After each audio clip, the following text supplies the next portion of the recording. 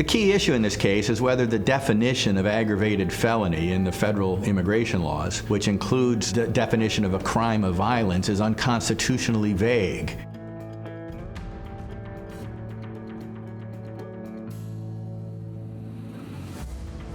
The parties are Attorney General Jeff Sessions and James Garcia de Maya, who's an immigrant to this country from the Philippines. He had been convicted twice of residential burglary. Those are aggravated felonies under the legal definition in federal law. A provision of the immigration law, Section 16B, requires mandatory removal of illegal aliens who are convicted of crimes of violence.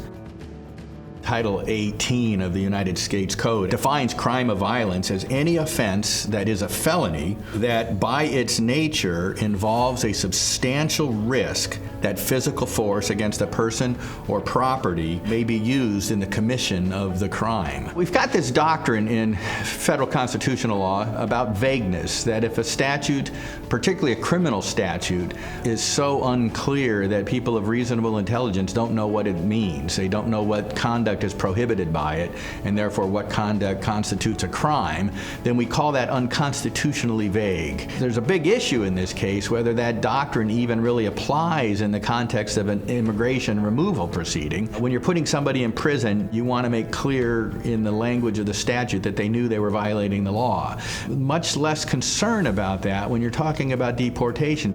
One of the key issues in this case is the language in the immigration statute to be treated differently than the similar language in the federal criminal statute. Deportation proceedings are not a criminal matter, they're a civil proceeding, and we don't have the same heightened protections, the rules of lenity, leniency, if you will, that we have in the criminal context. There's a case decided by the Supreme Court a few years ago called Johnson versus United States that dealt with language in a federal criminal statute, the Armed Career Criminal Act. Mr. de Maya's strongest argument is going to be rooted in the Supreme Court's decision in the United States versus Johnson. The Armed Career Criminal Act used very similar language to define crime of violence, and the court held that that was unconstitutionally vague. The court rules for Mr. de Maya. There will be a number of implications in the immigration field.